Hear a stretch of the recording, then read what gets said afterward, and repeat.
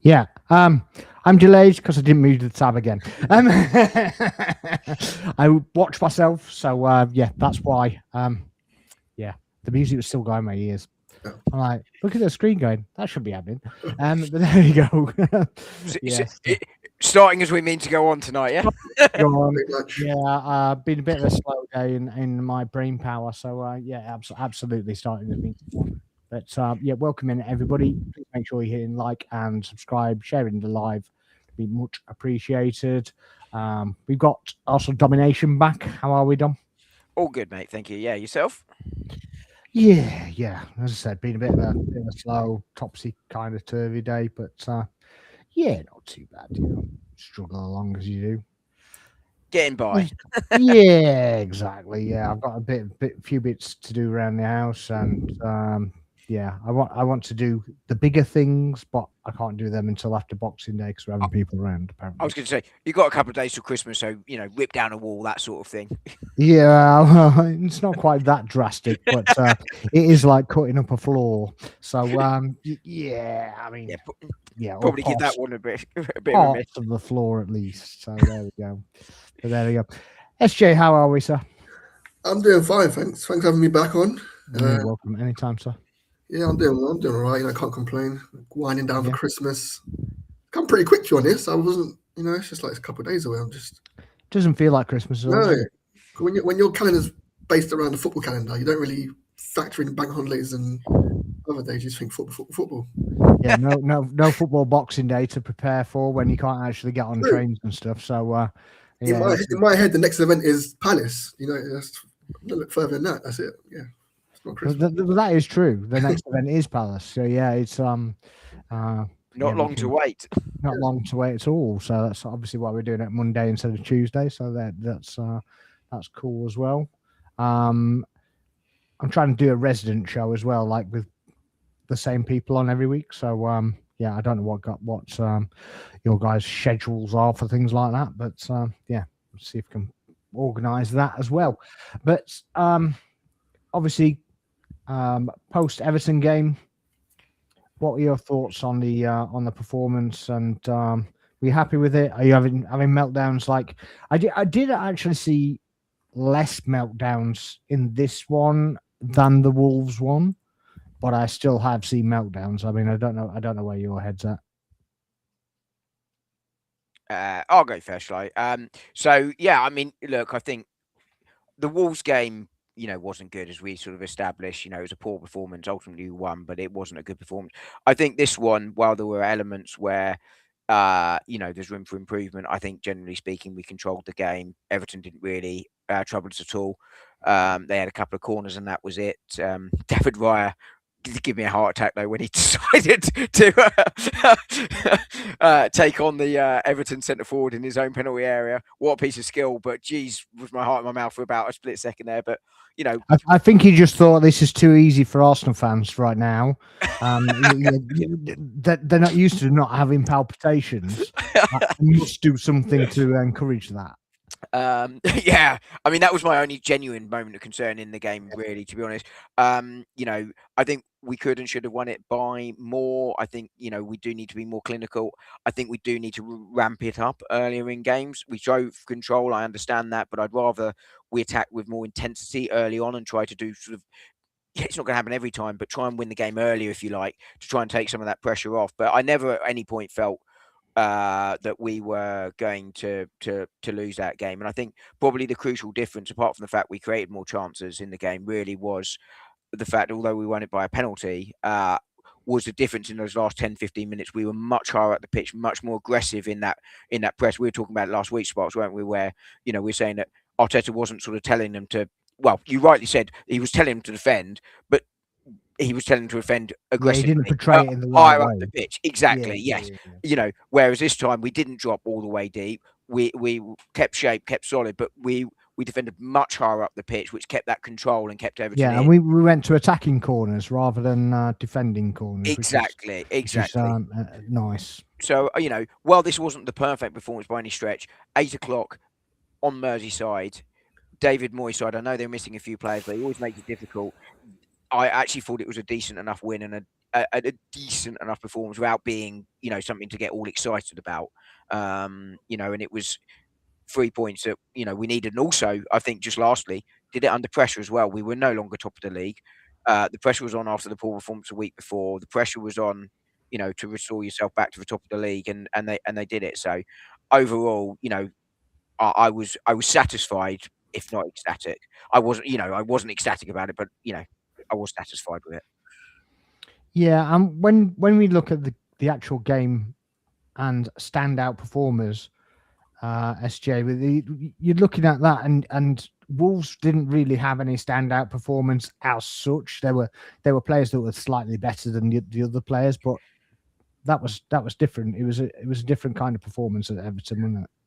Yeah, I mean, well, I went to the game, so I spoke to a couple of Everton fans after, and obviously they had a few players missing up in the attacking third, Dewsbury Hall, Njai, due to injury. So they thought we expected to win the game based on that, because we didn't, like I said, they didn't offer much on an attacking threat from their sense. I think we controlled the game very well. And also echo the same sentiments. We had the pressure on, given Man City's result earlier. I mean, when's the last time we were not top of the league?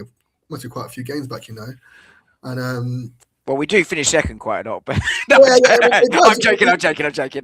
It's early in the season, but that PTSD kicks in as soon as you lose top spot. You try not to think about it, but subconsciously you're thinking, "Oh shit, it's happened again." Is our season going to crumble if we don't win here? And Everton, historically for us, has been a difficult ground to go to. I know it's a different ground, as we mentioned on the last stream. It's not. I mean, before the game, they had the pre-game karaoke with their songs, but after that, we kept them relatively quiet because we dominated the possession and pretty much quieted the whole crowd, to be honest. So yeah, in my opinion, I think in terms of their stand-up performances, they were probably relying on Jack Grealish, but I mean, he's coming down during Timber's side. You know what I mean? He's a lockdown artist. They're probably better off switching Jack Grealish on the other side and trying to get more change out of Calafiori. But I just think we just dominated from back to front. Their outlet at the front, Barry. I mean, he's a willing runner. I give him that. He does like to get amongst the defenders and make it difficult. Obviously, when they get onto penalty shots later on. But yeah, I don't think they offered much in terms of attacking threat or a threat on our goal. Yeah, overall. What do you reckon to their new goalkeeper signing? Who's that? O'Brien. O'Brien. Yeah, he's been called up for the Ashes, isn't he? He's off to Australia for a couple of weeks. He's playing the basketball, wasn't he? He was fully auditioning. Yeah, I mean, it's weird those brain farts happen because you see it quite often in football. Like, he's tall enough, I think, like 6 foot plus, so yeah. you just wonder what happened when the ball's in the air. They just put their hands up because they might think they're not getting there. But if he moved his hands, I think he was favourite to win the header. Yeah, the guy in the studio basically said, "Oh yeah, he's doing that to leap up," and Daniel Sturridge just looked at him, and he was like, basically, he was about to, you can imagine what he's thinking, and you can see what his face is he wants to come out with, but he was like, I think you don't jump like that to win. No, he said he's preparing to dive in the pool. That's what he said. Was it obvious on first take on TV? Was it obvious what had happened? It looked obvious, but the camera angle was at the opposite side, so you kind of look through the back of him. It looks like a handball because the way the ball moved, but you couldn't see it actually came off his hands. It's one of those, isn't it? You're kind of in a bit of a crowded box and whatever, and we kind of looked through. I can't remember who jumped up for it. I think Calafiori jumped with him. Yeah, it was weird because I don't think any of our players really, other than Calafiori, no one else really appealed with any vigor that it was a handball, even though it's so obvious. Yeah, and he went nuts, didn't he? Basically, but no one else seemed to see it, even though it was really obvious on second look that he's. But it looked like a handball. I mean, I didn't think it was definitive. I think that there was another shout for a handball a bit earlier in the game that just kind of flicked off his hand because he had his hands out. And I was like, well, there was less movement in that. So I was like, right, okay. I still had the handball kind of remonstration in my head for watching it on TV. So I kind of went, I shouted handball, at the TV, but I didn't think it was definitive at the time. And then I saw it back and it was just like, oh my God. It's like literally like you're trying to play basketball or be a second goalkeeper. It was do you think the referee has seen it first look? He had to have seen it. He had to have seen it. He didn't give it though, did he? Straight away. No, he didn't. He didn't give it, but he was stood like directly in line with it, and it just I don't understand how he didn't even give it on the pitch because his hands were down by his side. He'd done the jump, and then he put his arms up in the air. It was odd, and I was just like, surely as a referee, you've got to see that, surely. Yeah, he was jumping above Calafiori, so his arms are up here. If it's hit his arms here, you can see how the ref does miss it because Calafiori might be in the way, but his arms are up here. But I mean, they were higher than that, by the way. His arms were straight. Yeah, but my arms go off camera. But but yeah, I mean, he mustn't have seen it. But how he didn't see it, I from TV, I was watching it a few Guinnesses in. But like you, Spox, I was like, that's what's happened because that ball has gone oddly, and I was did the look. The shape of the ball just looked. It didn't look like it couldn't have come off her head. No, it was like it'd been battered. Yeah. But I couldn't work out what it had come off because it made no sense to be anything else. Yeah. But and then you see the replay, and you're like, what is he doing? Yeah, it was definitely schoolboy error, that one, wasn't it? But he was a bit. But like I said, I was bemused by the referee, not actually seeing it because he was only the left hand side of the D, kind of looking through everything. If he was looking from the other side of the penalty area, trying to look through everyone, even then you'd expect him to see it because of how high his hands were. Yeah, like you say, he's a tall guy anyway, and his hands are coming up, piling over everybody. Yeah, it's a bit mad. I don't know how it has to go to VAR, that one. At least it did, but even then it took him 4, 5, 6 views. Yeah, I again when it went there, how does it take? It takes just one look, surely. Well, maybe two, because you can't quite believe Jake O'Brien's done it for the first one. You're like, he can't have, surely. No, it's mad. It was mad, and the whole point of moving the arms late after you've made the movement and then the arms go up, just crazy. But what did you think of the penalty shout on Gyökeres? Like it was about 5 minutes earlier, I think. If that, wasn't it, from the corner just before we scored? Was it? I thought it was a bit soft, to be honest. If there was some hands involved, I might have given it. I know it's a little nudge in the, but I just like it was half going down before it happened. I mean, in the stadium, I did appeal for it. But the beauty of Everton, their new ground, they got Wi-Fi, so I can look on my Sky Sports. Yeah, we need some Wi-Fi. We do, desperately, we do. It's phone service, we get Wi-Fi. Yeah. Anything will do. Anything, yeah. But yeah, he looked favourite to win it. That's what I thought initially. He looked favourite to win it, so it was a bit odd that he didn't get there. But yeah, I didn't. After second view, I didn't think it was a penalty. What do you think? Do you think it was? What do you think, Dom? I think I'd be fuming at giving it away as a defender. I'd be absolutely livid. I mean, obviously, I play at a much, much lower level, of course, but I am always kind of on the side of defenders. I can only assume. So are the refs, unfortunately. That's the problem. Yeah.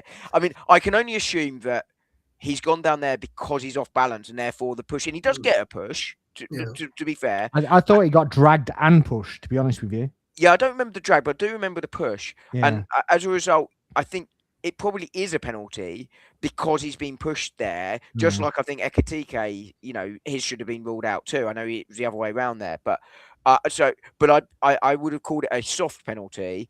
And I can only assume he was off balance and went down, or he was looking for the penalty because he's low on confidence. Because from there, it's a tap in. So I'll be very disappointed if he's gone down looking for the penalty because he's got a tap in there. But he's so desperate for goal. And he does still seem to sort of have some belief in himself, as he did with the penalty by scoring it. You can only think he must have been off balance, because it was weak. If he wasn't off balance, it was weak from the attacking point of view. But soft penalty if it had been given. I do think if you watch it back, I think he was slightly pulled first. Okay. And that kind of put him off balance, and then he was pushed. Okay. But I also think that they've instilled this high bar supposedly for the penalty, and to an extent, rightly so, because obviously, if you give a penalty away, it's obviously it's a goal, or most likely it's a goal. Whereas an attacker going in on a defender, you know, it's a free kick the other way, isn't it? So it's kind of you're kind of balancing it out a little bit, and this is what Dale. Is it Ian Dale? I can never remember his first name, because he normally talks utter crap. But his explanation of the incident was more like, yeah, well, he's kicked the back of his foot. They've both gone for the same ball. The ball's elevated. It's there to be won. It's not as if he's got up there. The guy's kicked the ball, and he's from a standing position kicked the back of his leg. They're both competing at the same time. And somebody said on the actual comment, basically said, yeah, but if the striker's kicked the back of the defender's leg, then it's a free kick. And he's gone, well, yeah, but that's the way it works, because it's the high bar for the penalty and it's a low bar for the foul. For me, that should only work in the penalty box. Because I see a lot of this, the same kind of thing where the defender kind of gets away with absolute murders, and the strikers basically breathe on a defender. And I'm not just saying that for Arsenal. I saw it in the West Ham game the other night.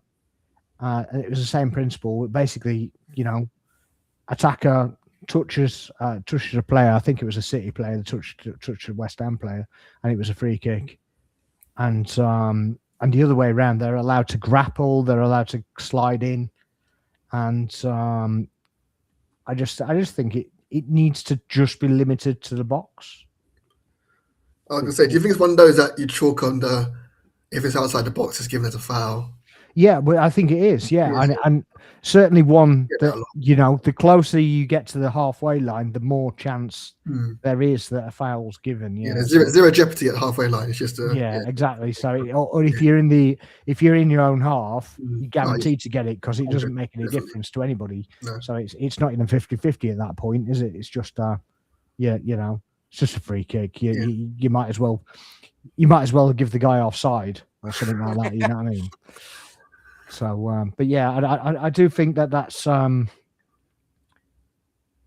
the Saliba one, I don't think met the bar, and there's loads of rival fans basically going, oh yeah, well, it's guaranteed to be given against us and stuff like that, and it's like, really? I think both of them depend on the referee, right? I think VAR was right to not intervene in either decision, because I don't think it was, you know, a clear and obvious error on either part. I think so. It comes down to how the referee's interpreting both those decisions at both ends. The Gyökeres one before, you know, the sort of push, and the same with Saliba. You know, I think if it's given, I don't think we can overly complain, but it's not given.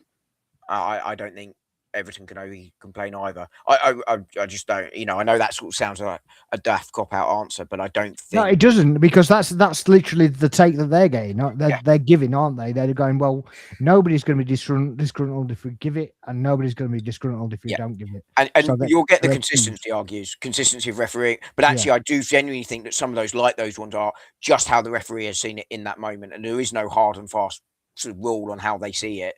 And actually, the same referee could give a very similar one differently a couple of weeks ago in the context of the game, in the context of, you know, the build-up, etc., etc. Well, there was one in the Newcastle game, wasn't there? That was given. There was no penalty given for that one. Yeah. Well, he didn't give a penalty because he's not looking at the ball at all.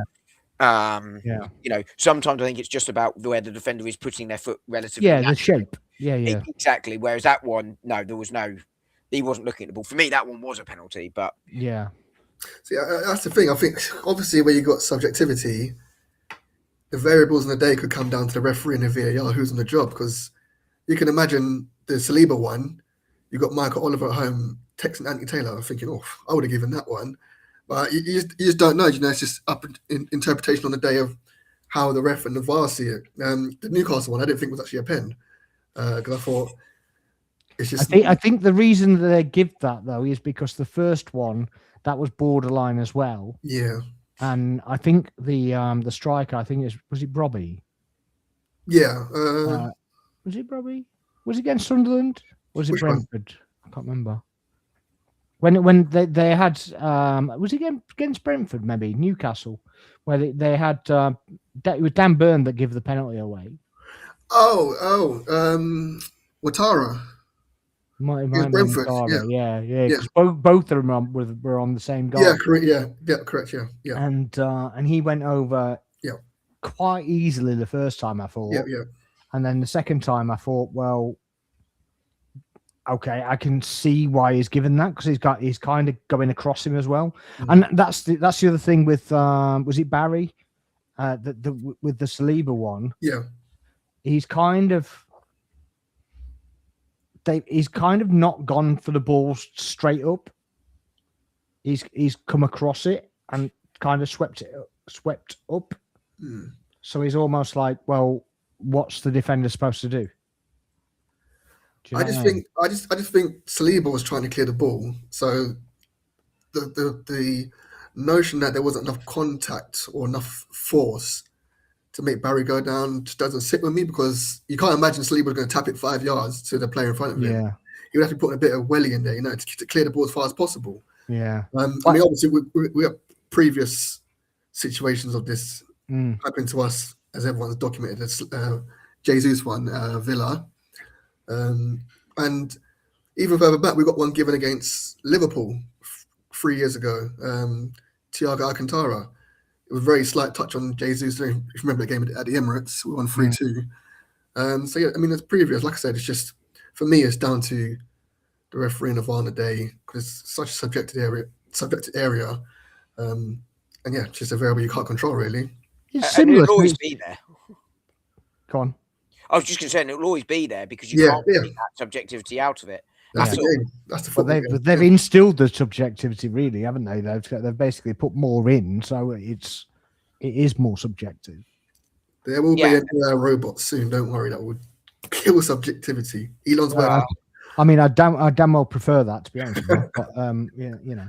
And what they haven't done, though, is help themselves by saying VAR will take that away. They was never going to take it away, because there is always that interpretation. Like, we've just disagreed on our interpretation of one of the penalties there, because we had a different view on how we saw it in that moment. And that should always exist, to be fair. I really, it is an important part of the game, and it will for me, it should never go and will never go, because it's just how you look at that in that moment. Simple as that for me. Yeah, I mean, it's not dissimilar as well to the Pedro one for Brighton, when it's obviously it's not a kick in the back, it's head contact, but it's I think it's very similar in the sense that Pedro's forced a motion going sideways, and Saliba's kind of collided, and I don't think there's much difference at all, to be honest with you. So yeah, I don't know what you think of that, but anyway, the penalty taker obviously was Gyökeres.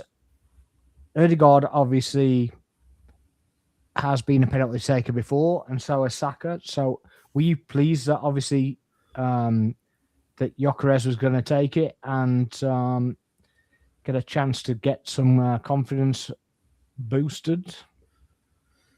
Yeah, I mean, personally, I think he should be our penalty taker, full stop. I'm very surprised, especially with Mikel Arteta's post-game, his press conference and his comments about letting the players decide who takes the penalty. He comes across as a manager who looks for the fine line, the fine details and everything, train the players to the nth degree, and to leave something like a penalty, which is the best chance to score in a game, uncontested, down to the players, it surprises me. Do you think he was Billy bullshitting? No, I genuinely, I think that's true because obviously Saka took one early in the season when Joker's on the pitch. But that's what I'm saying. It's just a comment from Kelly. See, it will be described as a pity penalty now because the manager hasn't taken control of the situation. And in a way, I think someone like Saka, Odegaard, these lot should recognise we're all trying to get to the same common goal, win stuff. And where there's a fine margins in a penalty, we can all agree. Do you not think Joker is a better penalty taker than Saka? Yes. Yeah. I think both are very good, but you know. Yeah, I know, 100%. I'm not saying Saka. I'm not poo-pooing Saka. He's a good No, player. I got that. Yeah, I think Jokeres is a better penalty taker, and I think touch wood, there might come a time later in the season where we have a penalty, and Saka steps up and misses, and we know what the headline will be. Why is Jokeres not taking that penalty? The thing for me as well is that obviously Gyökeres has taken less penalties in the league, so this water bottle kind of scenario where they've done like fact checking on where they hit the penalties and such, like it doesn't really exist for him. Well, I could from Portugal, of course. Yeah, from Portugal, yeah. He's got Yeah, but I mean, even still, I mean, have you seen some of the keepers in Portugal? Yeah, but penalty takers tend to sort of take the same sort of approach, same sort of angles. It's, you know, you can still base it on that. It might not mean he does it over here, but you've still got a history there. But for me, I'm not. In some ways, I don't mind the penalty taker rotating a little bit. Yeah, that's what I was going to say. It doesn't bother me at all. Yeah. When you've got so many good ones, it's it's different if you're going. Do you know what? Penalty taker number 10 now because we're working down a list. Yeah, but we're rotating between 2 or 3. Very good. 3, yeah. It's just that they're surely the best in class, and I think the shocker is, and. You just want to. But he may well be best in class when he's confident, but when he's not confident, maybe he isn't. Because obviously Havertz taken a couple when he wasn't at the height of confidence, and he kind of trickled them. Odegaard did the same. I don't remember Saka fumbling one as such, but he hasn't scored them all. So. Yeah, maybe that's a concern as well. Yeah. Was it West Ham last time Saka missed a penalty, wasn't it? I think it was West Ham, wasn't it? But Real Madrid tried a little chip down the middle, quarter final. Oh yes, of course he did. Yeah. Yeah, and then he scored with a chip anyway. Yeah. It's a miss. It's a miss play. It was it's showboat. Yeah. But yeah, I mean, for me, I was a little bit nervous when he picked up that ball, Gyökeres, because although he has a really good record, my fear was any player can miss a penalty, right? However good you are. And it's like, what does it do for his confidence if he misses? Like Havertz at Bournemouth a couple of years back, same sort of feeling I had where I was like, oh God, I hope he scores. Like, obviously you always hope your player scores a penalty, but I mean, this is one where you're like, oh God, I hope he scores. But I mean, it was a really good penalty. Like, Pickford goes the right way, dives at the right time and gets nowhere near it. I think if he tries to stop it, he goes in anyway. He probably takes him with it's like the cartoons, isn't it? Keeper goes with the ball into the back of the net. Because he'd only got one arm into that anyway. There's no way he's getting 2 arms behind that, and maybe that's the idea with the positioning and the venom that he actually hit that with. It was crazy, and the amount the goal actually lifted up off the ground was crazy. I thought it was just like, that's how he struck his penalty against Leeds. So it's clearly something he's worked on.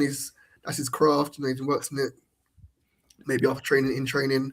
Yeah, that's just what I get. It wasn't like a blast down the middle. I think where he hit it, that's where he meant to hit it. Yeah, I think so as well. I mean, obviously, you're not really hitting it in the corner with that much venom because it's going to hit a post. It might hit 2 posts and end up coming out. So it might have to make a save at the other end if it hit the post. Yeah, might do as well. But Khalid says Gyok should take them. He strikes them with so much conviction. Well, he certainly did that one, didn't he? It was crazy. But Did you think that we could have got more goals? And do you think, were you a bit disappointed that we only got 1 goal, or be just happy to just get out of that dodge? Both. But go on, SJ. I was disappointed we didn't build on our lead because obviously football, we saw against Wolves, all it takes is one little last minute goal or deflection. Set pieces to me are levelers. So if they get set, they've got big guys who can use their hands when they want, Not when they want, apparently. So we've got penalties for that. So you can't. No, it's I just want us to just kick on and kill the game, just give us a bit of comfort in the ground and at home, just to just get over the line. Because it's a bit too nervous. You don't want to be too nervy going towards the end. And it happened again towards the end. We started sitting back, defending what we had because we hadn't got that second goal. And that's what ultimately killed us in the Wolves, even though we retrieved it at the end. So, yeah, I was disappointed in that front that we didn't go on and get more goals. But we did look very comfortable. So where I was a bit anxious, I was a bit safe and comfortable in terms of them not scoring. But no, after Wolves, the only way was up in terms of performance. We could have done anything. Yeah, we didn't defend as deep as Wolves. We kind of progressed the ball out a lot better. They tried to kind of pressurize the front line, and they weren't really feeling it at all, were they? They were just kind of going around it and playing out. So I think it was a lot more composed than the Wolves game. Yeah. Absolutely, to be honest, that's what I saw on the TV. Obviously, I wasn't. I wasn't at the game. Otherwise, I'd probably having palpitations as well. But it's it definitely looks more controlled on the TV. So I don't know if you watch the game back on TV or what. I didn't watch the full game, but no, I saw highlights of it. Yeah, all 5 minutes. Yeah, well, it depends where you get the highlights from as well. I was joking. I know you were. Because everyone's called the game really boring, and I actually didn't think the game was that boring, to be honest. I didn't think and everybody said we were crap and we were defensive, and I didn't think so at all. I think we lacked a clinical edge in the forward line, but I thought progressively, I thought we were much better. And pretty much they played the same way, realistically, as Wolves did. So I just think we just dealt with it a lot better. Yeah, it's a narrative, isn't it? This look, are we playing at our best right now? No, absolutely not. Yeah. But bar Wolves, I don't think we're playing horrifically badly either. I mean, but I think I agree with you. I thought I said it at the top. Like, I didn't think we were at all passive in the way we approached this last few minutes. We were controlled, made sure Everton couldn't get out. I thought second half we were much better. It was a very Mikel Arteta, sort of Arsenal performance, controlled, dominant, but lacked that cutting edge. You're exactly right. That's right. It did lack that cutting edge. I think we probably could have won that 2-3. I mean, Zubimendi hitting the post. I mean, that's the one where you go, wow, it's a great bit of skill. But Trossard should be scoring. That was a great build up as well. So yeah, would have just put some narrative to bed as well, that we can't score up and play goals, and we can't score attractive goals. So I was kind of gagging for that one to go in. There was also the Timber lay back to Saka. Actually, if he'd gone to Gyökeres, that's 2-0 as well. I think if Arsenal had won that 3-0, I don't think there can be any complaints from Everton. In fact, my Everton supporting friend messaged me after the game going, thank God that wasn't free. But we do need to be more clinical for sure. And it's, again, I said it at the top, I do think it's why we need to be slightly more aggressive in those opening 20 minutes, because you get that goal, it will open up the space. Game state can change and you might be able to get those, because we've seen what happens in Europe, particularly this season, when teams come out to us a little bit more. We are more than capable of scoring. I mean, we're capable of scoring goals anyway, but you know what I mean? We are capable of putting teams, much more comfortably away.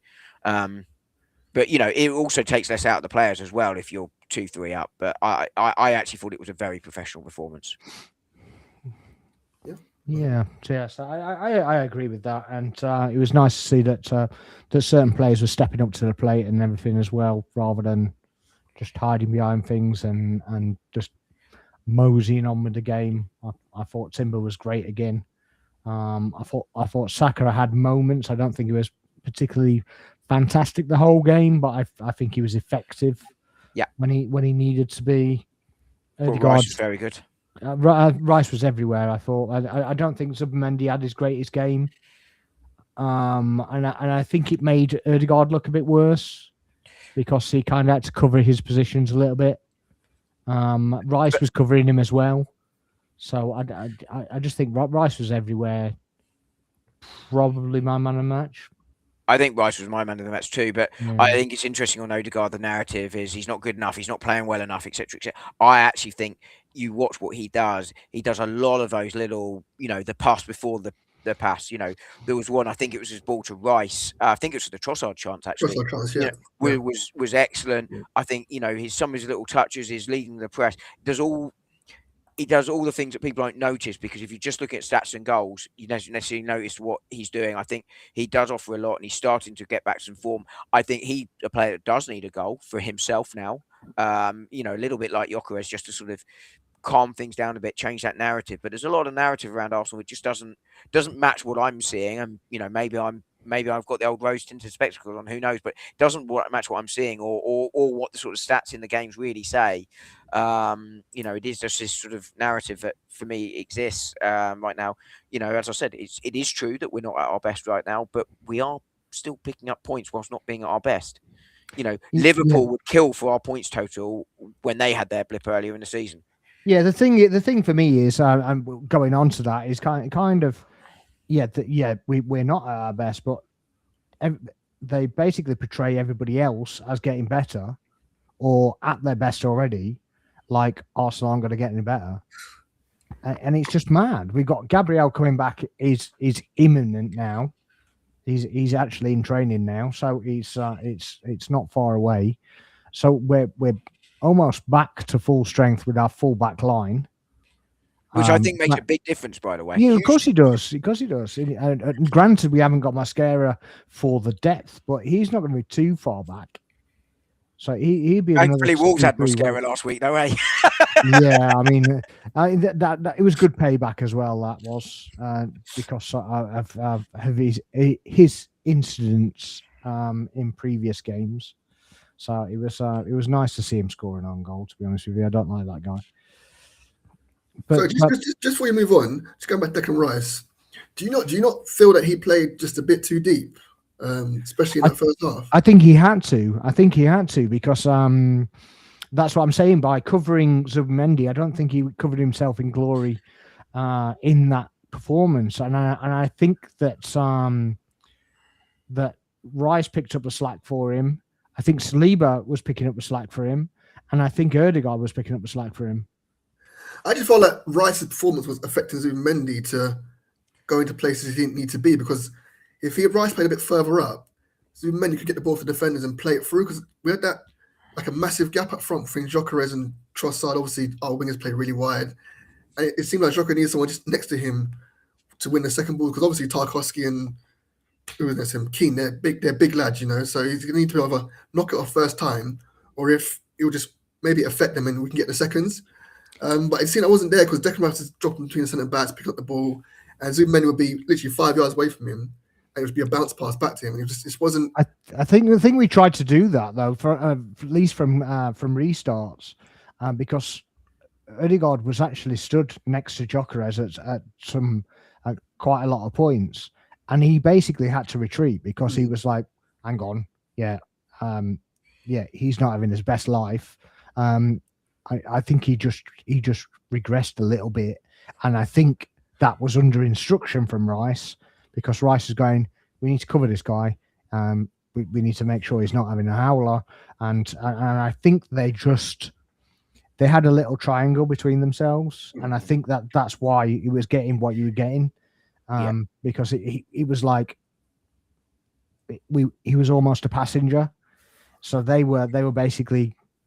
The three of them, Saliba, Odegaard, and Rice, were kind of covering him to make sure he didn't screw up. I mean, I agree. I think it's that, and actually, I was quite pleased to see that in-game movement, whether it came from the bench or it looked to me like it came from the players on the pitch.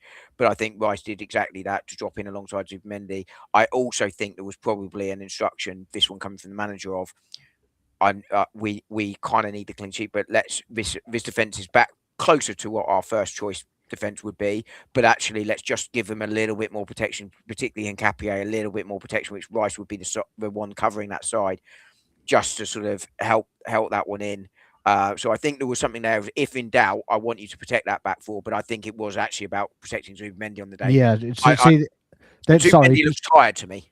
Sorry, this is the other. Well, I mean, I'm not saying that Zubimendi shouldn't have been taken off, because he maybe should have been taken off and Norgard been put on, and maybe get better ability that way. But this is where I was going to go with the next bit, because he says no Gabriel is effective in us. We scored a lot of goals by Rice to be making those third man runs, which now Saliba's kind of stepping into midfield to doing the donkey work that Gabriel was doing, but Gabriel has been basically covering the whole back line on his own, and since Gabriel's gone out, it's been Rice doing that role.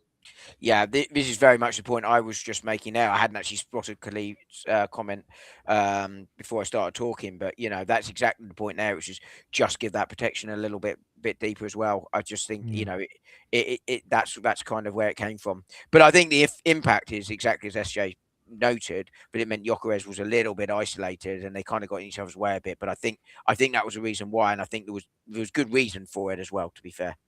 But Saka as well was kind of rotating across the line as well to kind of fill in for the loss sort of thing. So because he was playing like in the 10 or the advanced 8 as it was, and then he was playing on the left at some points. So I was quite I thought I was quite satisfied to see that, because I think that we're too static in position sometimes. And certainly Saka is one of those that can change positions quite easily. So it's quite nice to see him float around a little bit more. I don't know what you guys think of that. I agree. I think that little bit keeps defenders guessing a little bit more about where we're going to pop up. I think it makes a huge difference. I think it's good to see. I wouldn't mind Saka going out to the left wing for 10, 15 minutes in game, and Martinelli, whoever's out there, going to the right, just to keep people moving around a little bit is no bad thing to me. Agree. I mean, a free roll for Saka can only benefit the team. If defenders don't know where he is or where he's going to pop up, with his ability, his quality, he makes things happen no matter where he's on the pitch. So I agree. Get the shackles off, let him roam if he wants to, because no matter where he is, he's going to make something happen. In my opinion, he's our best player for me. The other addition to that is if Gyökeres is attracting players to him, then the holes can be in the 10 role, and they're not always on the right. So I think at one point there was actually when Saka would kind of ran down the right, there were 4 or 5 players on him. They basically covered that, and then everybody else was just in the box. So it's if he's taking everyone with him, then the hole could be in the centre of the park as well, couldn't it? So it's he has to move with it, otherwise it just becomes predictable, doesn't it? Yeah. So yeah, I thought that was really the way to go, to be honest with you. Sorry, Spot. Just not even about the game. Pre-game, did you see their tifo and everything they've done? I've never seen them do that before. We were talking about last stream about everyone making Arsenal. It's a big game against Arsenal. We said that, didn't we? Yeah, we said it's literally like an FA Cup final. It's turned into a cup final with tifo, fireworks, all sorts. What's happening? I get it's their first game in the stadium against us, so maybe that's what it's about. I don't know, but it was a bit odd. I did think it was a bit odd. It was the last game before Christmas. I don't know, but yeah, they went. And you said they had a karaoke sing song and all that. Full works in the production, so yeah. They had a light show and everything as well. It was their biggest game so far in that stadium in terms of the level of the opposition, as well. And I wonder if that was part of the thinking behind it, as well as being there 8 o'clock Saturday night, try and build an atmosphere. Possibly, yeah. I mean, they obviously tried to build an atmosphere and failed. Well, it started all right. I mean, I was kind of a bit taken aback that Saka was getting booed by minute 2 to for whatever reason. I got given a load of reasons. None of them really make that much sense, to be honest. But it was a bit odd that they're booing a player on the second minute. And so, somebody said, well, it's because he's always on the floor. He's always jumping on the floor. And I said, here's a thought: stop your players kicking him. Yeah, he gets kicked. it's just that simple, really. And we've relived the was it McCarthy Crystal Palace, GBH. Yeah, did that GBH. lunge through. Should have been arrested on the spot. Now I can't remember how many points we were off the title that season, but surely that's penalty and a red card. That one, absolutely.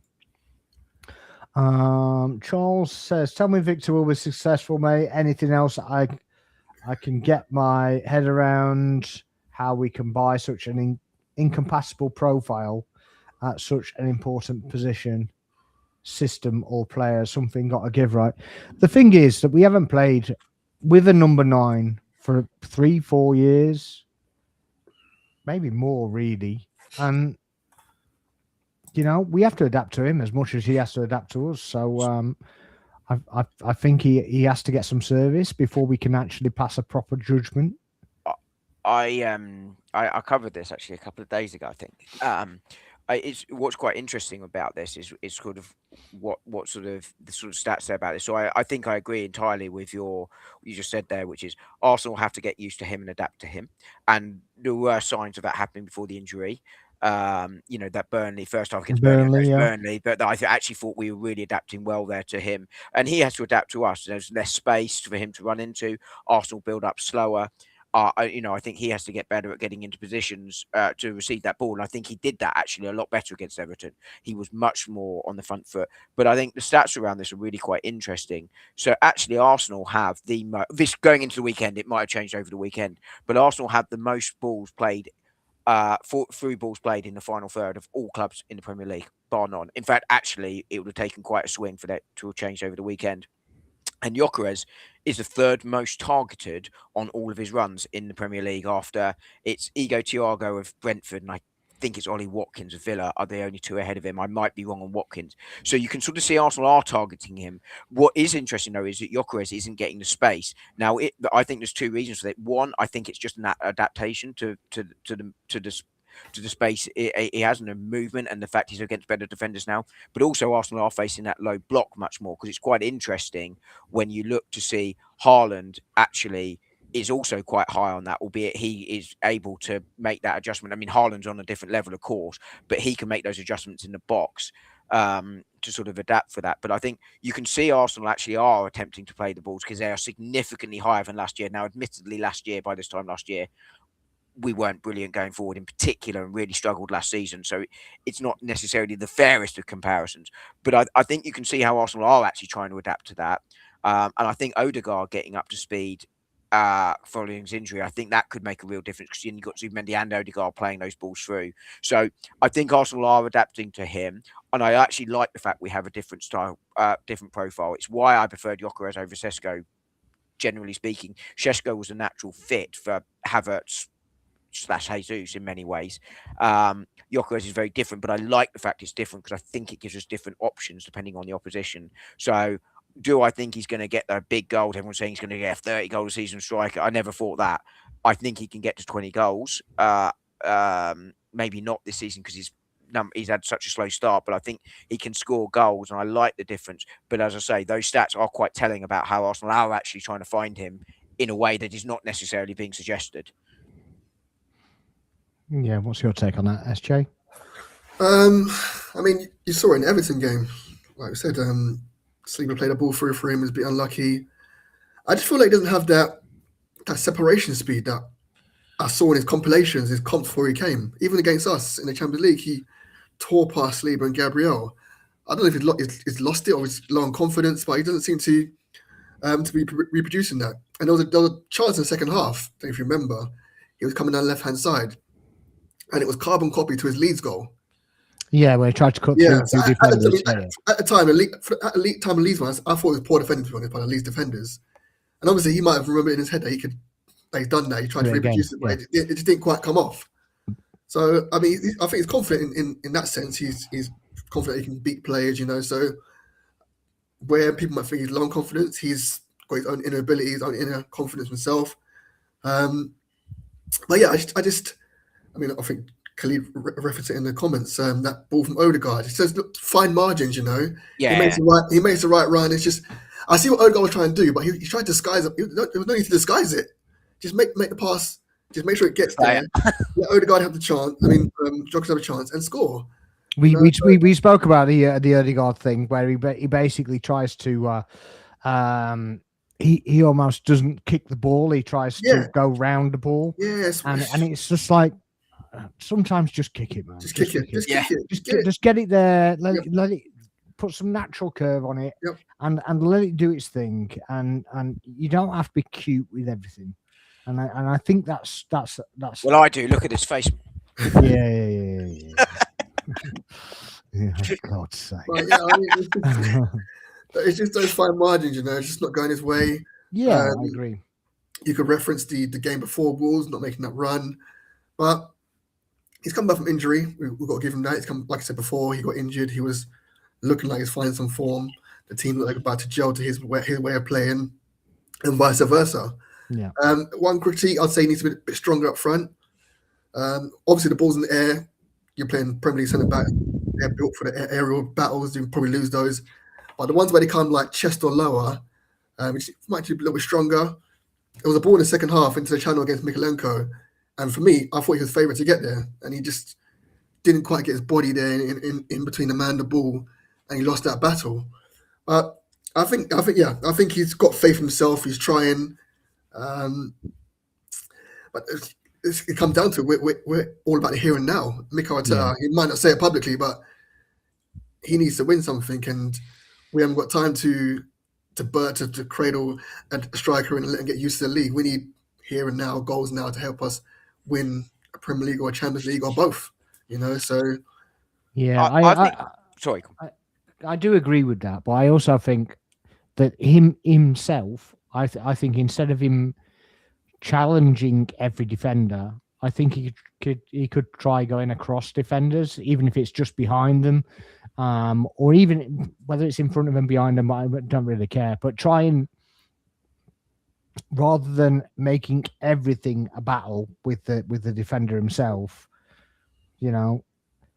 his acceleration isn't that great anyway. So maybe if he starts running and then kind of stops running, flips behind him and goes again, maybe that's what he needs to do. So it's just a bit more it's that understanding how to get past the better quality defenders and those lower blocks. Yeah. But I think that's what it is. I think you're right. So basically, in the Portuguese league, you haven't got as good a defenders as what you've got in the Premier League. And in the Champions League, Sporting are a lesser club. Yeah, it's Sporting, so therefore you've got more space, right?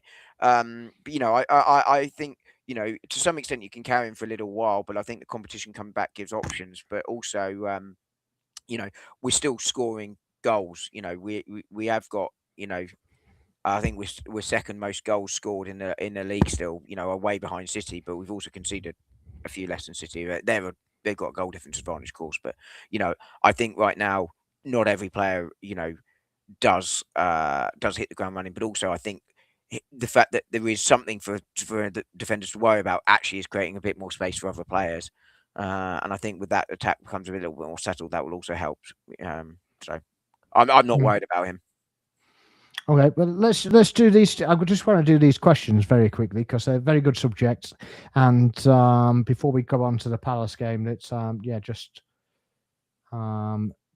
something I just wanted to cover as well. So it's Charles says, will we be proactive or reactive in the January window?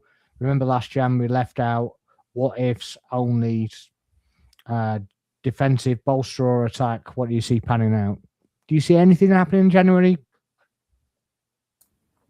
Like I said, we've got a load of players to come back. What will happen? We'll probably bring someone in, they'll all come back, and the player we get will just be behind them all, like Christian Norgard. Where do we need to strengthen? Maybe left wing. That's the only left wing, which has been a problem. You've got Semenyo available, but he wants to leave now, and we wanted to sign him in the summer. He's not willing to wait that long. There's other left wing options like there. Possibly, we need a defender. Possibly. Again, we're pretty stacked at that position. It's just we're pretty unlucky with injuries. I'll say at this point, that's what it is, and we'll probably be signing just to cover any possible further injuries. But definitely on left side, I think we need that in the summer. It's just we've just been lucky that Trossard and Martinelli have realised they're playing football for us and stepped up. So yeah, maybe definitely left winger, and I say maybe possibly a number 6, because I don't think he's really sold on Norgard. Maybe just me, but it's just a bit weird that we have the Brentford captain, Premier League proven experience, and he's not really getting the minutes. Like I said on Saturday, you would have thought maybe he could come for Zubimendi. He's pretty capable. We're only playing Everton. All respect to Everton, it's only Everton. So where Zubimendi is struggling there, just make the change, and say, Norgard, go play your game. Yeah, I think it'd be interesting on Norgard, just very quickly, whether we see more minutes in the second half of the season, because I still remember Partey and Rice both saying this when they came to Arsenal about how difficult it was to understand the role they were required to do, and whether that's where Norgard is limited minutes. But I am surprised he's played as few as he has, and it does concern me, because I think Norgard, while a limited player when you put him in the context of the Arsenal team, is still a very capable Premier League midfielder who can come on and give Rice 20 minutes at the end, give Zubimendi 20 minutes at the end. So I'm surprised he's been used as little as he had. I wonder if that is it. I think in this January transfer window, I think it's really quite simple. I don't think Arsenal had the finances to do it at all. I cannot see an incoming coming in. Tim Lewis was very clear about his concerns about Eze weren't the player at all. It was the finances. Hincapié obviously is a loan because we couldn't afford to get the deal done. Now it's partly because Kivior is a loan because Porto couldn't get the deal done. So kind of two match up there. But also I don't think have the resources to go out and get a big signing this January. And Arsenal are really clear. And this applied last January, which is why it didn't surprise me, despite our injuries, that Arsenal didn't go out there. I think they thought the Premier League's probably gone at that point. And they didn't like the offer. They did go for Ollie Watkins, and everyone said it was a derisory offer. But actually, and I love numbers, right? And it's really difficult to work out how much money a side's got because accounts aren't public. But I could have gave a ballpark figure around 50 million, and Ornstein said Arsenal had a max of 50 million they could go to for Watkins. So their first offer was low because Villa approached us and they didn't have headroom to go much further. So they couldn't go all in on their first offer. But Arsenal do have a habit of not going in for players they don't want. So I don't see us going in for players just for the sake of it. At best, we'll see a loan option come in unless someone leaves. But let's say Martinelli is probably the most likely leaving option. But who's buying him in January? Because he's going to be relatively expensive and clubs do their business in the summer. So I don't see big exits. When Yeri on loan, maybe. He could be the only one I could see leaving, but it's a loan. So the only thing I could see Arsenal doing is a loan. I think if I were to get a loan in as an Arsenal right now would be to someone, as you say, in that 6. I think if I was to do 2 pieces of business this summer and only 2, then it would be a left wing, a starting left winger that I'm really, really happy with and cover at that 6. It would be where I'd be looking. But I just don't see Arsenal doing it for financial reasons in January. Plus, I don't see where those opportunities are in the market for the right player. I wouldn't go anywhere near Mainu. I think he's a circus. He might have the ability, but I think he's a circus. And I just don't see where those options. Yeah, I think so. And I just don't see where the options are in January to get the player of the right quality. Because there's no point bringing someone in that they should be selling him anyway. So it's just madness. I don't think they should be selling him anyway. But one thing I will point out is obviously the rules have changed slightly from next year. So we don't have PSR anymore. It's the SCR or whatever it's called. So But obviously we've got to operate under PSR this year, of course. It's only until June, I believe. Yeah. So well, you got to get out of the tax year, so you can you just got to get it through that. But once that's done, then you've got a bit more headroom because we've got a higher percentage.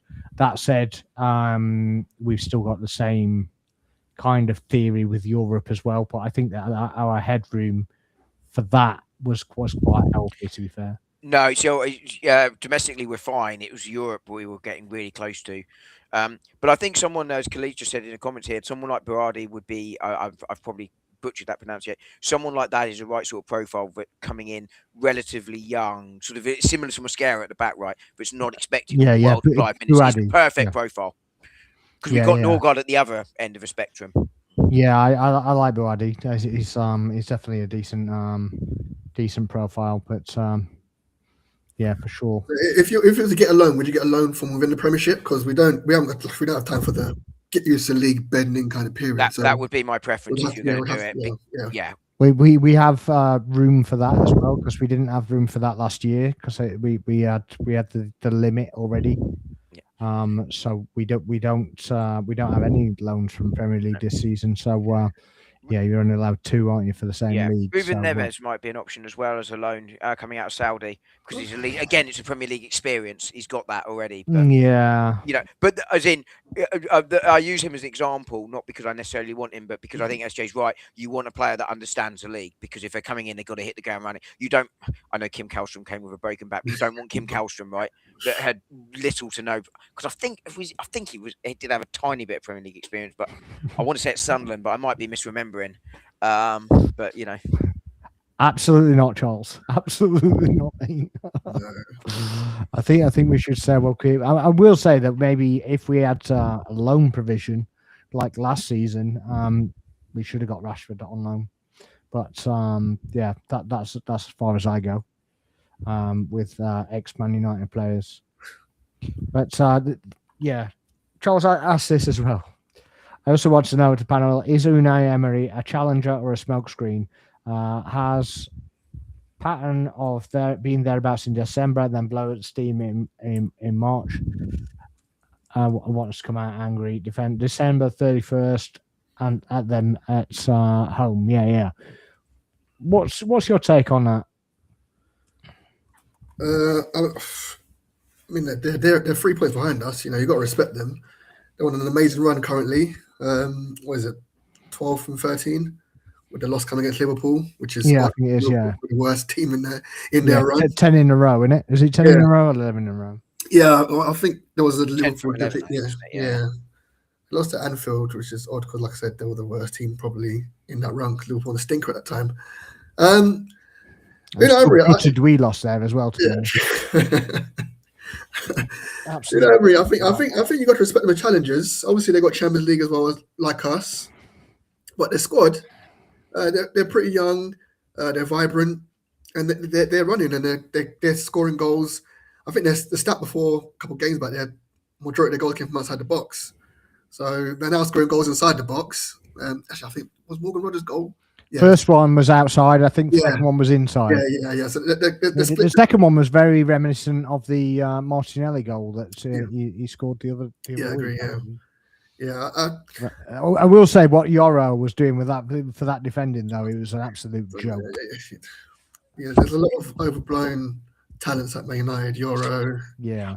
I'm laughing at that because my 10-year-old son was watching Man United. What are they doing? They're not closing. They're not getting it. They're just letting him shoot. Nothing. He's going absolutely mental at the screen. It was reminiscent of the of our defending against Wolves. Yeah, it was. It was literally just walking around with him and keeping the same space. You're just like, what are you doing, man? You know, and okay, you can see he's struggling. Go and help him. Yeah, absolutely. This did me, right? The one following, no problem. He's trying to keep up with him, doesn't want to trip him, etc. Yeah. But where were the other two closing? Like, you know, Morgan Rogers, great finish, by the way. Not take nothing away. Really good bit of skill. But it shouldn't be allowed to do it. Should not be letting him get anywhere near that position.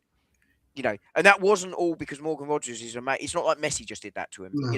With all due respect to Morgan Rogers. Yeah, he didn't really do anything. He just kind of didn't have to do anything. Jogged around, and he just never closed him. And he just thought, all right, then I'll sit then if you want to do that.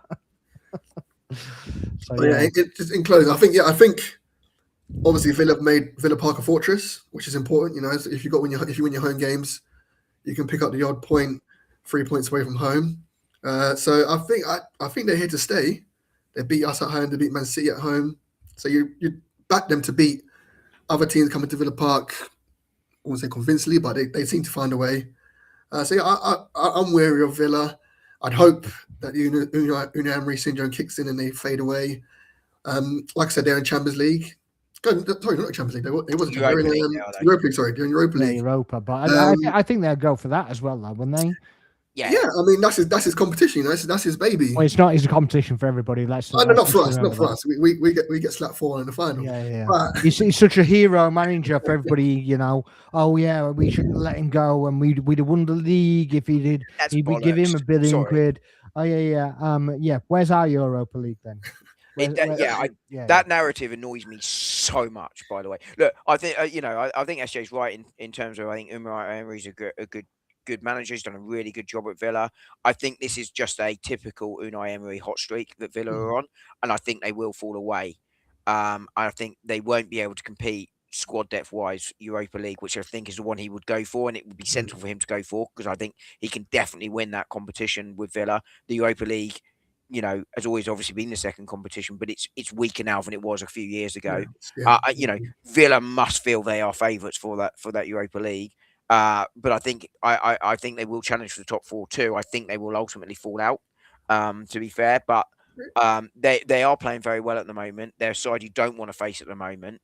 But I think when they lose one, I could see him losing 2 or 3 quite quickly. And the idea that he gets £1 billion at Arsenal and wins a league is absolute rubbish, to be honest with you. And I think he was the wrong manager at the wrong time. I almost think that's probably true of whoever came in after Wenger. David Moyes wasn't a complete useless manager and had similar issues at Manchester United. It's not uncommon. But he couldn't handle the dressing room. He couldn't change around the culture. And, whatever people will say of Mikel Arteta, he has changed that culture at Arsenal. And it started by ripping out that dressing room and going, I'm just not having player power anymore. You can come in here and you act like professionals. And that's, people say he ruined Aubameyang. And in some ways he did because he moved him out to the left. But it's also that attitude. It just wasn't going to have it. And that was so important. I just don't think Emery could do that. Tactically, I think he's a very good manager. Really good at building a squad, etc., because he's done it several times to an extent. It does tend to fade out after 2 or 3 years, but that's not uncommon. And he's done a really good job. But I would be stunned if Villa win the league. Do you agree with that? Do you think they'll drop off? I mean, they've got Chelsea this weekend. They're 7 points clear of Chelsea in the league. It's away from home, obviously. But if they can get a result at Chelsea, they're 10 points clear of them. Liverpool, they've just lost Isak. Bit wishy-washy in their results. I think this weekend could be pivotal in that top 4 race. I know Dom said they might fall out at top 4, but if they can get a result at Stamford Bridge, Chelsea are vulnerable there. This season, Sunderland have gone there and won. Well, we didn't win, but but I thought that was Chelsea's best performance of the season. I mean, like I said, we said on the last stream, everyone raises their level for us, so it's not a problem. FA Cup final, wasn't it? We understand that.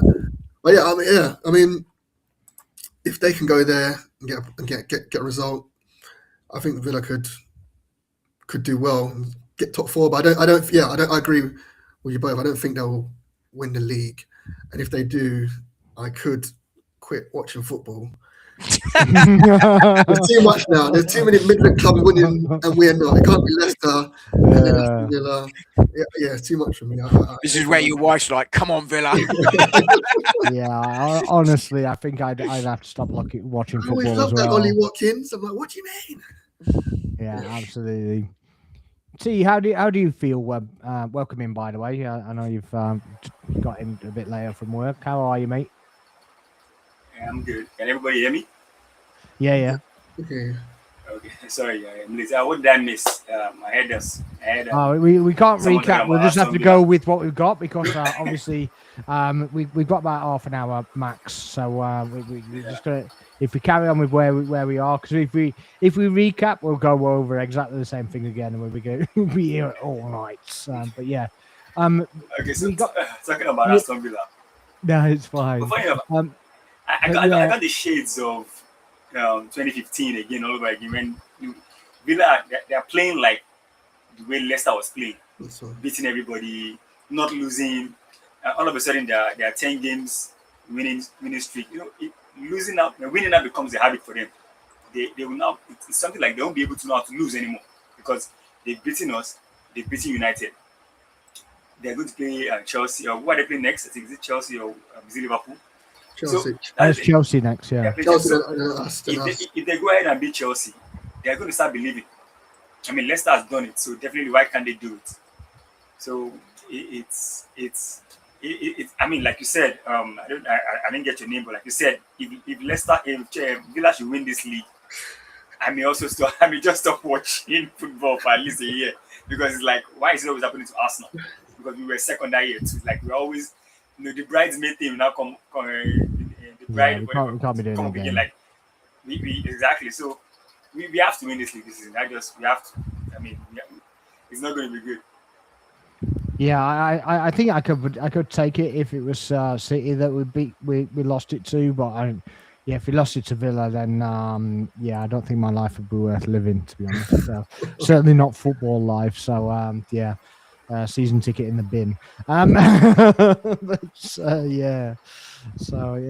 mean, I think it's a good time for them to play a couple of big games, because they don't have to rotate for the Europa League. So obviously if they get the bigger teams out of the way over Christmas, granted there's more games and it's more heavy and whatever, but I don't think there are many teams that give Rodgers that much space, and Villa didn't really perform that well against Man United, to be fair.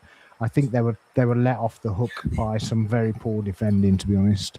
So obviously they have to bounce back themselves, even though they didn't lose. The performance was off. So I think that they've that for themselves they need to kind of turn that performance around very quickly. I think if we're calling what Manchester United did with defending, I think they might be done under the Trade Descriptions Act. Yeah, I mean, it was kind of loose, but like the defending was loose. But I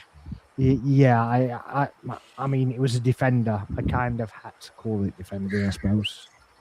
No, it was awful. As I say, my 10-year-old was like, "What is he doing?" He literally just. He just kept the same space as he was moving around, and he never pushed the space. But then, like I said, somebody should have come over and helped him by that point. Three of them sort of made it look like they were, but they made it look like they were rather than actually did. Yeah, Bruno got an injury as well, which is shock horror headline news. Because he never gets injuries, and I don't understand why he stayed on the pitch for 20 minutes after he suffered with a hamstring strain. We all could see it, and he just kept going. I was just like, are you trying to get him to half time, or are you just trying to kill him? What are you trying to do?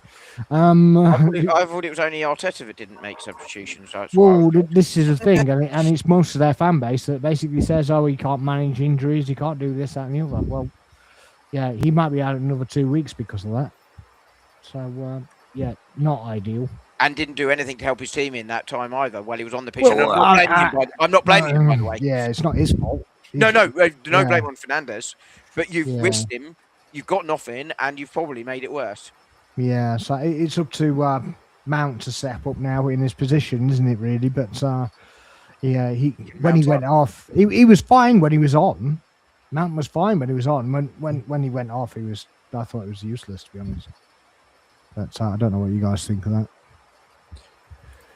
So the did anybody see the Palace game? No, I was watching the Arsenal Everton game. No. But I was with a Palace fan. Just a result. I was with a Palace fan who was sort of keeping an eye on it on his phone, and he said that Palace were awful and went relatively strong for the game. Yes. So he's a little bit worried about Tuesday, which worries me that he's worried. Yeah. So basically, he Mateta, Pino, and Nketiah. So Nketiah's there. Hughes started. Wharton started. Mitchell started. Gahey started. Lacroix started. Richards. So that's a rotation. Klein is a rotation, I believe. Yeah. As well. Yeah, because they normally start Muniz, don't they? They normally start Muniz, yeah. But is he injured? Well, if he's injured, then Klein isn't a rotation, but... Is Muniz injured? Muniz was he's injured, yeah. He was injured because there was that scandal where Oh yeah, because they thought he was Ivan- in the nightclub. Ivan Toney, guy. they thought it was- Yeah. But it wasn't him, was it? It was It Ivan was Toney, Tony, wasn't it? Yeah. So Munoz is actually injured. Yeah. Okay. Do we know how injured? Because he's a big loss. I think it's like he's not playing. He won't be playing on Tuesday. Do we want to play tomorrow? So I had to think then tomorrow, but yeah. Do you know what I think happened? It looks like Glasgow got caught up in the sauce because obviously at the end of last week they were 4th in the league, and they rested players for the Europa League. I mean the Conference League, drew that game. Now they got 2 extra games via the playoffs. They lost to Leeds, and now they're 8th in the league. So I think it might have thought I don't think they did. I think they literally just had to rotate everything, but because that Conference League game. They fully rotated it. Yeah, but you'd have thought they would have gone for it and get qualify and avoid the playoff. What I got from a Palace fan was that the playoff games are in February, so it doesn't really matter. Yeah, but I mean, they could have 9 games in February if they win the semi-final and get through the FA Cup. But I mean, it was my theory. I had Leeds to win the game at the weekend. I think it was on this show when it's about, and I said I thought it was because they were going to rotate for that game and secure the top 8. True. Yeah. I remember that. Yeah. But they rotate for that one. I was like, well, that's my Leeds prediction gone. because we were predicting around the fact what we thought they'd rotate for. Yeah. And we basically said, well, surely they're going to go strong in the Conference League. Yeah. But he did rotate some players in the previous game, but I can't remember the actual name of the team, but it was an Irish team. It wasn't. Shelbourne. Yeah, something like that. Sounds about there, but I can't remember the exact name of it. But he was they rotated for him and they beat them like 4-5-0 or whatever it was with their second team, and maybe they thought that they could do the same. I just wouldn't have risked it. Yeah, same. Agree. Never heard of him. But yeah. Get him on. Get the job done. Get him off. Just very quickly on Muniz, he's a doubt for the Arsenal game, but it is a relatively minor injury. Right. But so he's going to play then. So he's going to play. Well, that's it though. He has set out now 4 games on the bounce. So. Okay. And who do they play at the weekend? I'm just looking who they're playing. So they play Spurs at the weekend. Oh, so they can rest players for that one. Well, that's at home as well, so that's going to be Was it Selhurst? Is it? Yeah, it's a Selhurst. Oh no, they'll have to go stronger then. If they're at White Hart Lane, they could rest everyone. I think I'd play. Yeah, that's Though I thought I watched the Spurs Liverpool game. I thought the atmosphere was a bit less hostile than it has been. Well, Romero wasn't. Well, I'm not talking about the players. I'm talking about the atmosphere. No, I know. But what do you make of the Tottenham game actually? Because obviously, 2 red cards. What did you make of the Simmons red card? Because I'm not calling him Xavi. Sorry, I'll call him Simmons. Because he definitely hasn't earned Xavi. I think both were so stupid. So stupid. And I think, again, we were talking about this last week, Sparks, about I actually think Thomas Frank is a really good fit for Spurs. And I think Tottenham have a good manager who could really sort of build a really strong base for them to build on. I don't think he's a manager to get them there. But we were questioning whether he's got the time because he's losing the fans. And he, by the way, attacking the fans verbally in press conference, not a good way to win them round. But I think the real concern now is I think the player discipline has completely gone and the respect for him has been going for a few weeks now. But we also said that we said that last week as well. Did he ever have it? Exactly. Well, that's it. And it's but they were petulant red cards. Both red cards. I don't think anyone can defend the action of either player. So stupid, and they let their side down, and they did it because they fear no consequence from the manager, and probably haven't got respect for him. That. I mean, Romero does have head gone moment from time to time where he just gets so angry that he loses his head. But it just struck me. My first thought was, they just don't care for the manager. That was my literal first thought when Romero was the second one sent off, and I think it could well be the end for Thomas Frank. So stupid of them, and I think they could have got something from that game as well. I really do. Even with 9 men, they played better, I think. Even with 9 men, yes, even with 9 men, they look more likely to score than Liverpool. Yeah, I just can't understand what they're going on. But even if they're losing faith with the manager or whatever, that show some self-respect. But they're in the home stadium. Don't disrespect the fans like that. Or just don't disrespect yourself like that. I mean, ultimately, you're letting yourself down as much as anything else. Was it Van de Ven that went in on Isaac as well? Yeah. Yes. Yeah. Yeah, I got a bit of sympathy for that one. I don't think he was trying to. He wasn't trying to. But if you break the guy's leg, I know his legs are made of twiglets, but come on. Yeah, I think it's a consequence of the action. It was unfortunate because his leg landed. His leg landed where Van de Ven was going. It wasn't that the leg was there and he went into it. It was just an unfortunate. It's one of those two things, isn't it? He's gone to block the ball. There's no intention to hurt him at all. No intention to foul him. He's gone to make a block, and it's one of those desperation lunges. That said, they are reckless, and we do see them a lot where a shot has got away and nothing's brought back. Okay, it goes in, but actually, should there be consequences? Because it is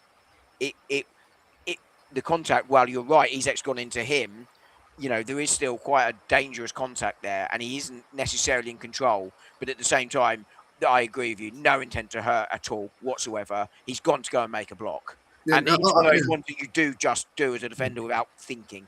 Yeah. No, I agree with you. There should be consequences, but it comes back to our previous point. It's consistency. If we're going to do consequences, they all got to do it, right? Everything has to do it. Yeah, that's true. It just won't happen. You just know it won't happen. So yeah. I'm not against it, by the way. I'm not happening, by the way. I'm perfectly zen about it. But it and the number of injuries being caused by that now are significantly reduced on what they were a few years ago. I think if that starts to become really prevalent again, and it was about 10, 15 years ago, really prevalent, then I think maybe you have to start looking at it again to try and stamp it out the game, because it will cause unnecessary injuries. But I mean, I don't think that was A, intent to hurt, and B, I don't think that was actually about trying to respect the fans and respect the manager and respect himself, because he was trying to stop a goal. I listened to a stream earlier on Terry Flewers on the Football Terrace, and because I'm going to pinch what he said, basically, where he basically said that offsides, the late offside flag is going to lead to loads of injuries and stuff like that, and it's led to one major injury the whole time. So it's like, if, like you say, if it became more prevalent, then they'd do more about it. But like you said, it's just something that I guess doesn't need addressing. Charles says, but Spurs were on the unwarranted aggression pill since minute 1, I'm guessing, saying, just like Chelsea versus us. Just press the self-destruct button all over the pitch. VVD and Simmons, Kirkes, many incidents happened. Yeah, I mean, that can happen. Big games, really, aren't they? It's, obviously one's out of form. One's trying to get in form. So, I guess they're both trying to get in form, and trying to get a big scalp on the way and trying to bounce, the atmosphere in the stadium. Maybe that's kind of all led to it, and it's the wrong form of passion. Do you get what I mean? Maybe there's a bit of that. I don't know. Anyway, let's go. How do you think we line up against Palace tomorrow night? Because obviously we have to rotate a little bit. I've been grappling with this one all day, as well. I haven't done the preview show yet. Well, go on, then you start. I will start, because I've also got to go. I'm got to go to another stream, but I've got about 10 minutes or so. SJ's got that as well, so we're gonna wrap up quickly. But I think we want to win this one, and I want to go quite strong for this one. To be fair, I think Timber's the one I go to and throw on. I think he needs a rest, and at some point we need to rest him. Whether you start him and bring him off about 60, 65 minutes, or do you just go Calafiori, move across the right back? I don't know. I don't want to see Norgard move in there. He's the one I'm really going to and from. But otherwise, I think it's probably the same back four. I'd like to see Norgard and Moreno come in for Zubimendi. Rice still plays in there. I'm still playing Odegaard and Gyökeres, and the other the other change I make is Madueke comes in and probably Martinelli comes in. So I probably make the 2 winger change and I rest out Rice. I'd like to see Raya still start this one, but I'm not shocked if Kepa starts. That for me is that. But I think we have to treat this seriously because I genuinely think if you can win the League Cup in February, March, whenever the final is this year, so sort of around the end of February normally, I think that could really be such a significant boost. It's that monkey off the back about silverware. I know it's a League Cup; it's not the one that everyone wants. I completely agree with you. But it's a piece of silverware, and it could be. It just the players know what it takes to win a trophy. Yeah. Together, and I think that's really important. Just what it feels like, to win as a group, and they can bounce off each other then, and also once that's happened, just basically getting back to the grind. Where Liverpool basically went on the holiday and whatever. I don't think the players like that very much because certainly not Salah because he was going for records, and I just think that's kind of affected the mentality of the players a little bit. Yeah, just really quickly on this film, Khalid. I'd like to see Nwaneri come on and get significant minutes in this game, but the reason I start Odegaard is because I think that press against Palace is really important. They look to play out from the back. They're decent enough at it, but they can be vulnerable doing it because they're not elite at it, and that's why I start Odegaard in this one. I think that press is so important in this one. Do you guys agree with that? Yeah, I think Palace will go full strength. His previous games have shown that he's taking this one seriously. Did Kepa start last round? I'm not sure. Did he? He's injured in the last round. No, he was injured. Oh, he was. Yeah, he was. Yeah, you're right. I think he would have started. He would have started, but he was injured. Yeah. Unlike obviously everyone on the bench that didn't come on the other day. So Lewis Skelly, Norgard, Nwaneri, Madueke and Eze. You'd like them to get some minutes. But I agree. I want to win this, so I won't go too rotated. I'll keep Sleep at the back with Nkapie, maybe Lewis Skelly at left back. Timber, I'd keep him playing. I don't have any options, to be honest. We're pretty much drained on that side. It's just Calafiori, isn't it? Yeah. I'll take Zubimendi out, bring in Norgard. I know that kind of changed the team a little bit. If you rest Rice, I'll probably keep Rice on the pitch, maybe give him a 60.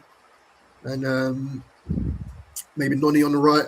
I'll rest Saka. I know I said I want to win this, but I might bring Saka, give half an hour. Saka on the Noni on the right, Trossard on the left, or Martinelli, and I'll keep Joko at the front. And I'll play Eze. I'll play Eze. I'll play Eze and not Odegaard. I just think against your former club, he showed last game. He played fully in that game. He pushed it, didn't he? Yeah, he got the winning goal. I would also do Eze, actually. I know I said Martinelli, but it's because I couldn't remember who the hell I wanted to pick on the left. I knew it was Martinelli, and I just had that mind blank where I was like, who the frick was it? Because it wasn't Martinelli, and I know it's not Trossard. Eze is who I would start on the left against his former club. I had that mind blank. Okay, yeah, so maybe Eze on the left and Odegaard on the right. He's played there this season for us. I'd get him in against his former club because I think, he played well in the previous game. Like I said, got the winning goal. What do you think, TDT? What do you think? But personally, I like Crystal Palace. I don't think they're comfortable playing the low block. So I probably like to see Madueke on the right and Martinelli on the left and Gyökeres in the middle. And just like you guys agreed, Eze for Odegaard and Zubimendi. And as much as I would like to rest Rice, if you want to win, you have to play Rice. It's too important right now in that midfield to be dropped. So if you want to win, you have to play him. And there's no Ben White right now, so Timber really can't have a rest. Lewis Kelly, yes, should play. Give Calafiori some time off. And then the centre-back pairing of Saliba and Nkapie for lack of cover because Musquera is out and Gabriel is also still out. The goalkeeper position, the toss-up, Raya has been fantastic, but Kepa also needs games. Sometimes he might need in some of these games. I want to win it, like you said, it's a cup. I personally haven't read the Carabao Cup for a long time. Wenger, I started supporting Arsenal as far back as 99, and Wenger never rated it, so it's stuck. We really don't play the Carabao Cup with our best team, so that's mentality sort of stuck with me.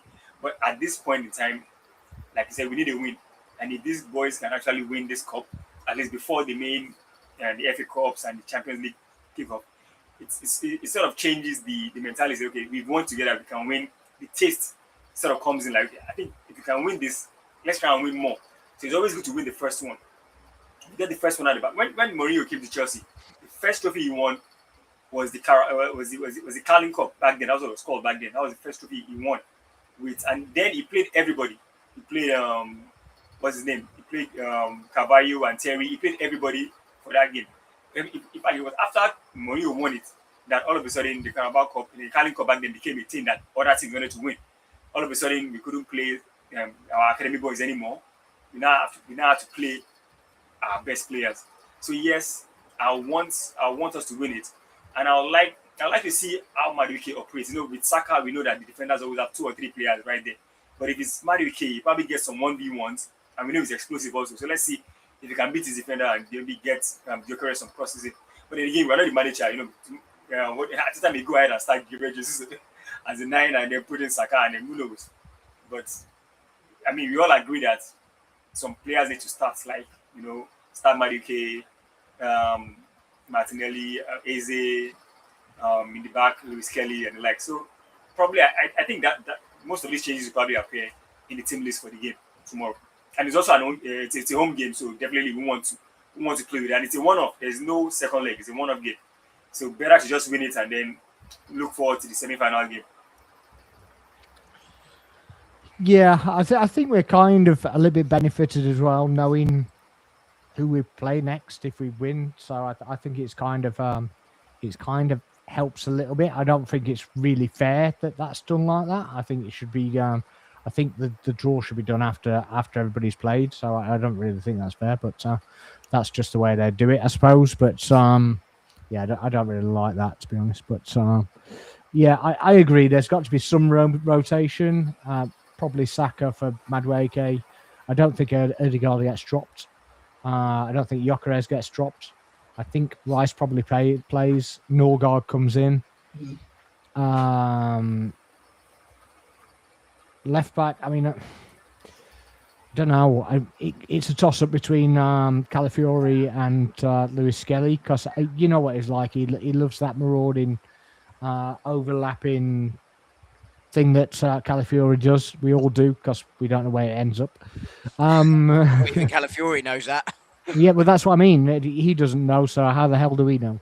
But yeah, I do think Kepa probably gets a start because he missed out the last one as well. And I'm not sure Timber gets dropped either. I think Timber plays. I think they'll only be a week or so anyway before White gets back. I don't think he said it wasn't a major injury. I know we don't all know what that means, but it's yeah. I think that from my best guess is that it's really not effectual at all, and it's only a matter of days. But again, we don't know what that means either. But no, I mean, Timber's my concern, right? And if White's short term, then when Graham, because Mosquera's not. I mean, I just at some point we need to decide where Timber's getting his rest if White is not available for the next 3 weeks, say, because I don't want to see Timber play 6 in a row. Yeah, but this is obviously the problem. Palace are going to go full strength. I know they played. That's why I played Timber in this one. Yeah, but. And they did go full strength at the weekend as well. So you know, as much as you go, well, they're going to go full strength. They're going to be tired as well. So, obviously there's going to be some kind of leeway given, isn't there? So, and they've played 4 in 10 days or whatever it is. Yeah, and if you I mean, it should never happen. But no, it shouldn't happen. But it's great for us that it has happened under that occasion, and it's not us under that and actually fatigued to death. So, it should be unfortunate for them, and we should be able to take advantage of it. But I'm the same. I think we should go hell for leather. We should try and win it. There are people basically saying we should just throw it. We should just do this. We should just do that. I'm not with that. I think even just to get right the monkey off the back, as it were, where Howe's won this and Glasner's won this and, you know, this, that and the other, it again kind of puts that conversation to bed, because he would have got an FA Cup and another cup. So at least there's a level there, and it's a bit more of a, well, all the naysayers that the people that say that he can't get over the line with his own team, that kind of puts that to bed. I know it's not, again, like you said, it's just a League Cup, but it's getting over the line in something, and it's a mentality shift, and it's just literally just getting there and, you know, putting something else in the bank and just going, well, yeah, yes, I can do it.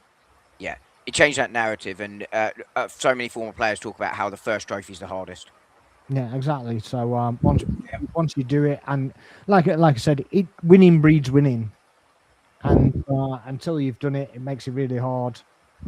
So yeah, it's go for strength. I don't care. Would love a chance to humble Chelsea in a semi-final. Well, that as well, and it's 2 legs as well. So you get a home game and an away game, and so crucially, we're home second as well. Home second in that one as well, are we? So we drawn as the home team then? Chelsea came out first. Yeah, so right. Okay, so they get the home first. Okay, fine. Yeah. I did see that somewhere, but I didn't really know why. But there we go. Right, we're going to wrap it up there. Chelsea in a 2-legged game. Sorry, the last time we played Chelsea in a 2-legged game, we actually lost the second leg at home. 2004 Champions League. Wash your mouth out. Wash your mouth out. Wash your mouth out. So quickly before we go, just quickly score predictions. Spark, kick us off. What, in the Palace game? Yeah, Palace game. Everybody else can go first. 2-0, because I do have to bounce. Yeah, I'm going to say 2-1.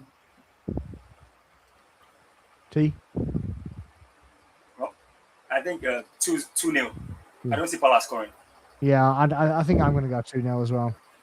There you go. We're through. We're through. Hopefully no stupidity, no heart palpitations and whatever. Guys, thank you very much for joining us. Make sure you're liking and subscribing, share the live. Any comments you got in the video, please make sure you put them in the comment section and we'll get to them as well. Yeah, in the meantime, thanks to everybody on the panel, and thanks you for joining, and we'll see you next time. Good night. Take care.